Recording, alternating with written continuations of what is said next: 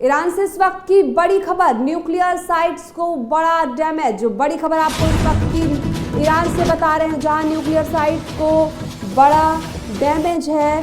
अमेरिकी हमले के बाद ईरान ने कबूली नुकसान की बात। आपको बता दें कि ईरान के विदेश मंत्री का आया बयान, कहा परमाणु सुविधा गंभीर क्षेत्र से क्षतिग्रस्त। ईरान के विदेश मंत्री का इस तरह से बयान सामने आया है।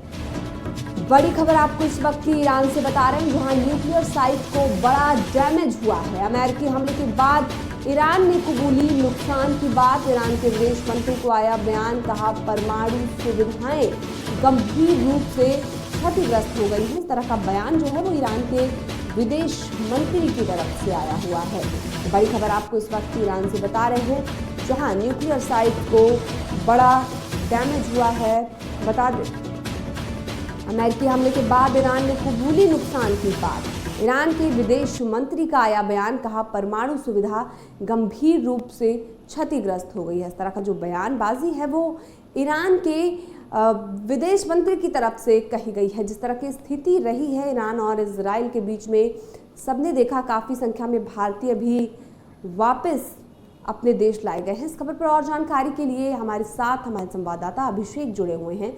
अभिषेक, ईरान को न्यूक्लियर साइट को बड़ा डैमेज हुआ है। अमेरिकी हमले के बाद ईरान ने नुकसान की बात को स्वीकार कर लिया है, कबूल लिया है।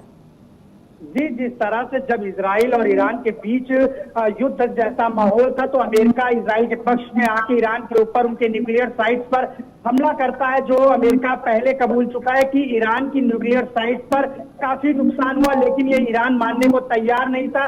जब ये सीज फायर होता है, जब दोनों देश एक समझौते के बीच में बैठते हैं, समझौता हो जाता है, उसके बाद ईरान के विदेश मंत्रालय है वो एक समाचार एजेंसी से कहते हैं कि हाँ, ईरान की न्यूक्लियर साइट पर भारी नुकसान हुआ है। अमेरिका द्वारा जो बम गिराए गए उसमें भारी नुकसान देखने को मिला है। तो ये अब देखने को मिल रहा है कि अमेरिका जो पहले जानकारी दे रहा था कि ईरान की न्यूक्लियर साइट पर भारी नुकसान है, वो अब सच्चाई में साबित हो गई कि ईरान की न्यूक्लियर साइट पर भारी नुकसान देखने को मिला है। इससे ईरान काफी पीछे जाने को, जिस तरह से न्यूक्लियर के प्रोग्राम्स को लेकर ईरान काफी तेजी से बढ़ रहा था, अब कहीं ना कहीं उस पर ठहराव लगेगा, रोक लगा दी अमेरिका ने।